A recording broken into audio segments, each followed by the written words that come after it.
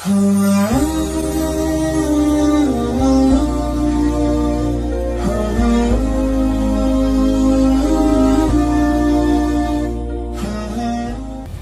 hukumnya kita mengingkari dengan hati kita.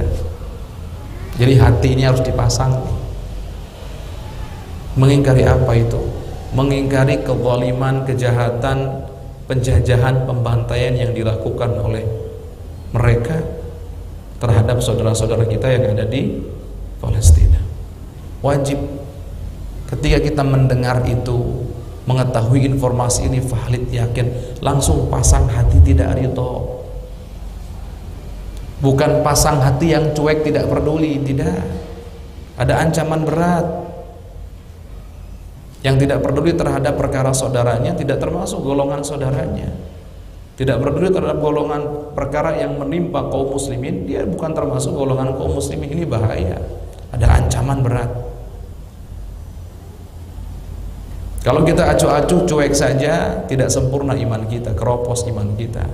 Karena tanda sempurnanya iman adalah mencintai saudara kita sebagaimana mencintai diri sendiri. Kalau kita senang, kita senang, kita cinta. Kalau kita dalam keadaan enak, dalam keadaan nyaman, kita juga harus senang. Kalau seandainya saudara kita dalam keadaan nyaman, berarti kebalikannya. Kalau mereka sedang menderita, kita juga harus tidak senang, harus tidak ridho. Itu nomor satu. Islam tidak pernah mengajarkan bab egois, itu nggak ada dalam Islam. Islam itu mengajarkan kepekaan dan kepedulian terhadap sesama. Maka dari itu, mari kita pasang hati yang peka, hati yang tidak pernah ridho dengan kezaliman yang menimpa saudara-saudara kita tersebut. Kita nggak pernah ridho, ya Rabb, kita tidak pernah ridho dengan kezaliman yang menimpa saudara-saudara kita yang ada di sana. Mari kita cek, buka pintu hati masing-masing, dibuka, dilihat. Jangan-jangan hati kita acuh tak acuh, tidak peduli, masa bodoh dan seterusnya. Jangan-jangan begitu. Kalau masih tidak peduli, acuh tak acuh, cuek dan seterusnya, sekarang kami kasih resepnya. Resepnya gimana? Resepnya ngaji rasa, Pak Bu. Ngaji rasa tuh gimana, Ustaz? Bayangkan posisi kita ada di posisi mereka.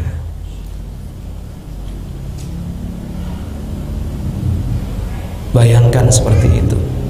Mau makan susah, mau minum susah, nyari air bersih pun juga susah.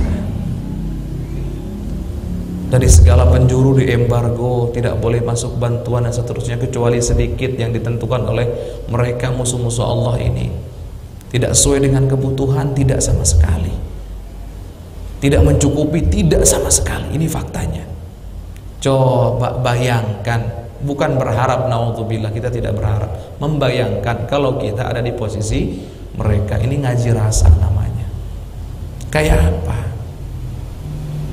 Tiba-tiba mendengar kabar saudaranya meninggal, mendengar kabar anaknya meninggal, mendengar kabar, bukan hanya mendengar, melihat jasad orang-orang yang dicintai dengan mata kepalanya sendiri.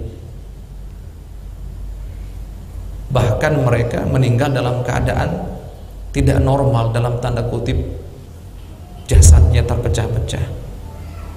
Ada yang kepalanya, Masya Allah, kemarin ada orang tua, bapak-bapak, diberi kabar bahwa anaknya meninggal. Dicari, mana anak saya, namanya ini mana. Ini anak kamu yang namanya. Pas dibuka, abahnya bertanya, oh ini anak saya ya, kepalanya mana?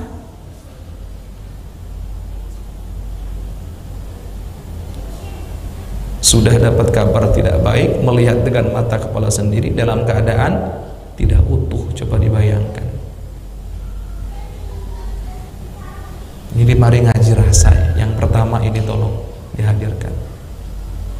Ngaji rasa.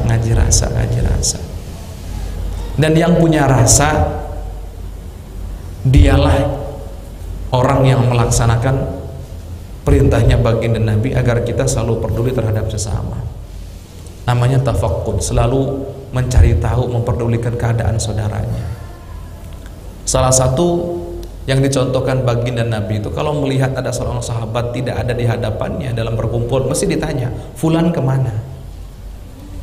Bukan masalah pertanyaannya, tapi kepedulian hati baginda Nabi terhadap sahabat-sahabatnya, itu yang harus kita tiru.